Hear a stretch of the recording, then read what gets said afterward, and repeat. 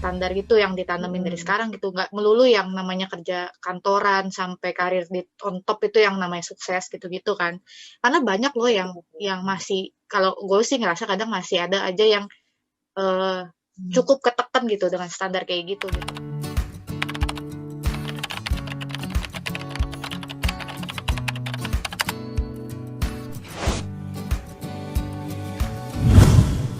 Sebenarnya virus membandingkan itu sih yang kemudian nyebar terus. Gue waktu kecil ya, gue jujur maksudnya mungkin kenapa gue kompetitif karena orang tua gue tuh kalau gue mendapatkan sesuatu yang maksudnya misalnya ranking 1 atau misalnya tiba-tiba buat pidato bahasa Indonesia atau apa gitu, itu tuh yang kayak sampai dibangga-banggain setetangga-tetangga. Makanya gue kayak ngerasa, oh dengan cara ini gue menyenangkan orang tua gue ternyata gitu. Mereka nggak salah loh ya, nggak apa-apa ya, emang anak betul. Tapi dampaknya ke anaknya tuh jadinya begitu gitu. Jadi keterusan terus kayak gitu. Kayaknya nggak mau kalah lah sama yang ini. Padahal kan sebenarnya ya ibaratnya hidup itu bukan kompetisi dengan orang lain, tapi kompetisi sama diri sendiri. Gue harus lebih baik dari hari kemarin gitu kan. Kita kan harus terus begitu kan.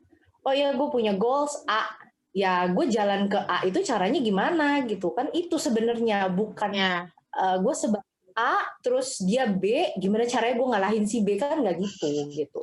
Karena kan Kita sebenarnya hidup kan jalannya masing-masing. goalsnya juga beda-beda sih sebenarnya. Setiap orang, saya tracknya beda-beda caranya. Mungkin goalsnya sebenarnya bisa sama, tapi kan tracknya hidup orangnya nggak bisa disamain jalannya. Nggak mungkin satu ngerangkak semua ngerangkak kayak penuh gitu. Jalanan sempit, nggak ada yang lari. Nyanyi terpesona aku. Anak TikTok ya. Gue belakangan juga kalau lihat TikTok ya, Li. Gue waktu kemarin ini lagi buka-buka TikTok ya. Banyak yang menjadikan harta sebagai standar juga loh, Li. Kayak rumah gue luas atau apa cek gitu, terus kasih lihat hartanya mobil, atau anak kesayangan bapak gue cek mobilnya bagus, kamarnya gede. Itu juga yang ngebentuk kalau sih menurut lo, ngebentuk pikiran yang masih close minded itu loh. Sebenarnya kalau menurut gue itu ya salah satu efek dari membandingkan itu. Jadi sebenarnya dari dulu orang tuh ngelakuin itu, kayak misalnya anaknya yang kayak tadi nih orang tua gue gitu, anak gue ranking 1 nih ngomong ke tetangganya gitu. Tapi kalau zaman sekarang itu ada namanya sosial media.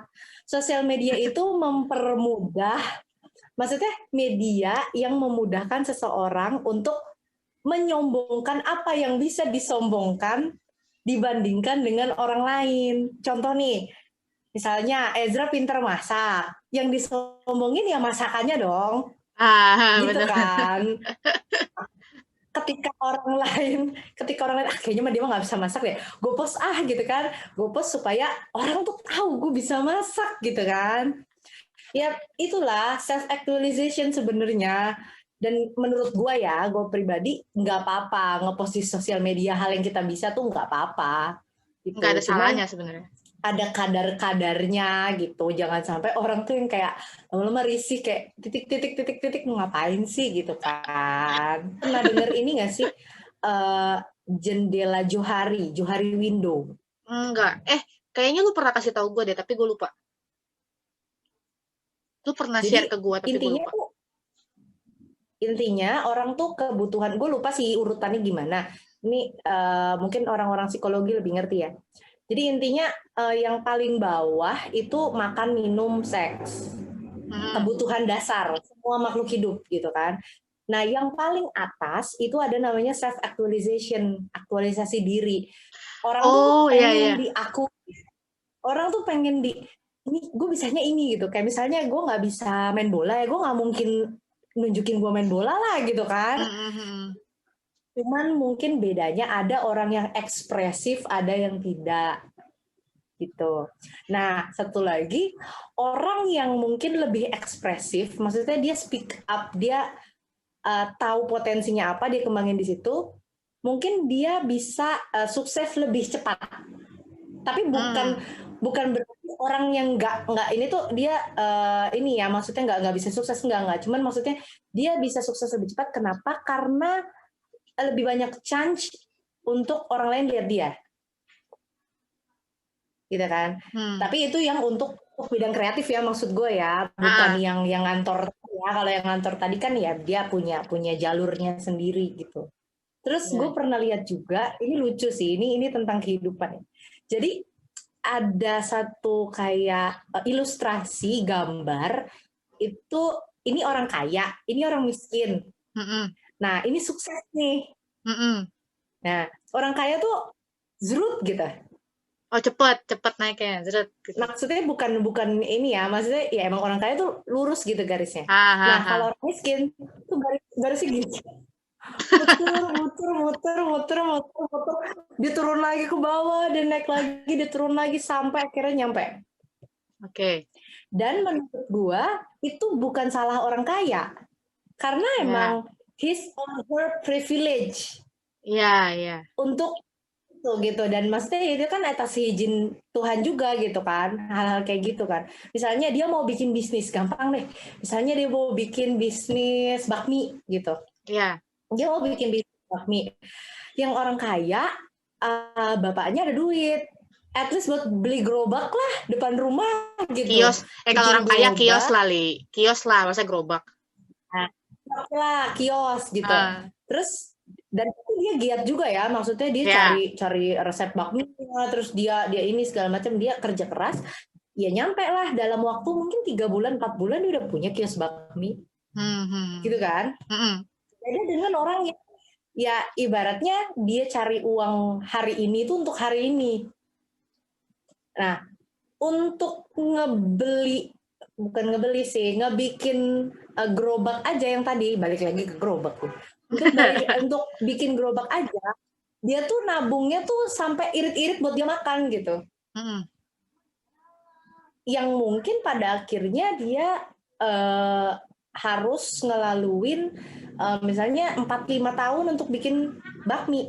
Tapi ya kita nggak tahu ya, who knows, mungkin 10 tahun ke depan, 20 tahun ke depan yang miskin ini lebih sukses. Kan nggak tahu kalau hal-hal kayak gitu kan.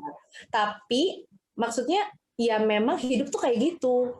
Dan nggak banyak loh maksudnya orang yang iyalah dia mah anak orang kaya. No, nggak kayak gitu. Cara pikirnya nggak boleh begitu gitu, karena ya memang itu privilege-nya dia gitu, memang itu dikasih ke dia gitu. Cuman gimana cara dia, ya itulah kayak apa namanya, 10 talenta, ada yang dapat 1, ada yang dapat 10. Siapa yang tahu sih, maksudnya yang dapat 1 itu tuh akhirnya lebih nggak berkembang daripada yang 10 kan, nggak juga. Cuman memang yang 10 ini diberi lebih banyak di awal gitu. Jadi sebenarnya nggak ada yang salah ya. Yang salah itu jangan ya gue ngomongnya. Enggak lah, itu edukasi deh, ini edukasi, pengetahuan baru. Gue juga ada yang baru gue denger.